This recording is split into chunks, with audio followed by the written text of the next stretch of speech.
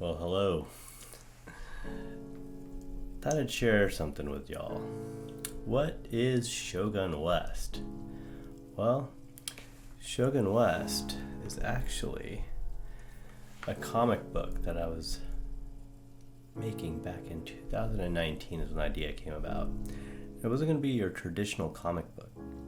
It was a different way to look at the world or look at story.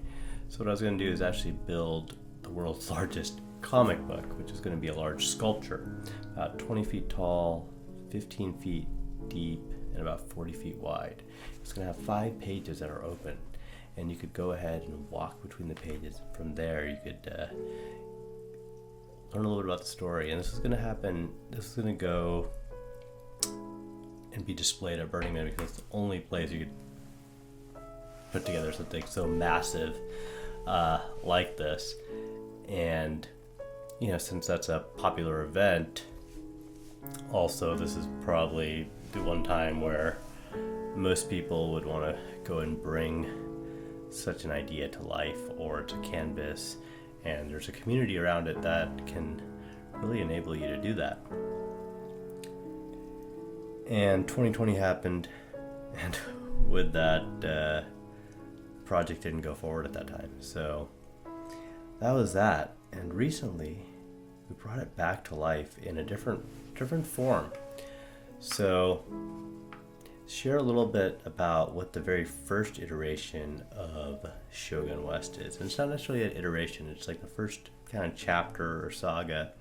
So I'll share a little bit about that storyline with y'all today. So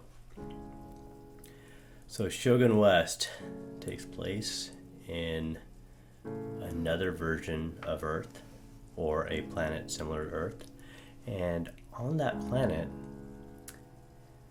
there's another group of species, and they go and manage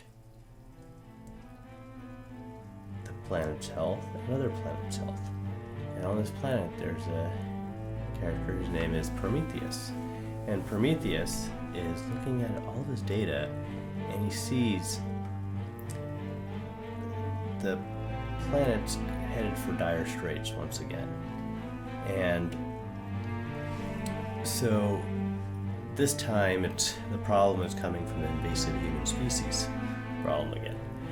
And in the past, he'd been able to remedy this problem by introducing different things. However, since humanity had advanced, quote unquote, so far, it would be a little bit difficult for him to use the same means of, say, population control, because he'd introduced war, famine, a multitude of other things. But now that the humans had nuclear weapons, all of the data showed that everything would lead to complete annihilation of all the human species and everything else on that planet. So we didn't want that. So we had to go and dig through his data and see, what could he do in order to save this planet? And where were those patterns emerging? And we saw that, actually the humans were getting significantly smarter, and the issue was they were consuming all the resources on the planet at such a rapid rate that they had to slow that down and also come up with more renewable ways to use the resources. And he saw that they were going to actually go ahead and come up with those ways to do so. Unfortunately, it wasn't fast enough. So then he had to dig a little bit deeper. Started looking at the data even more. It was starting to look at where's all this impact coming. And he sees that the top 4% of the population consumed 90% of the resources, and they had the largest damage on the environment. However, they also held the keys to saving the planet. So this is kind of interesting because he didn't want to go and interfere, so he had to kind of have them come up with their own solutions. So the interesting thing was, the ones that were destroying it were the ones that were going to save it. So how could he go and encourage these two behaviors?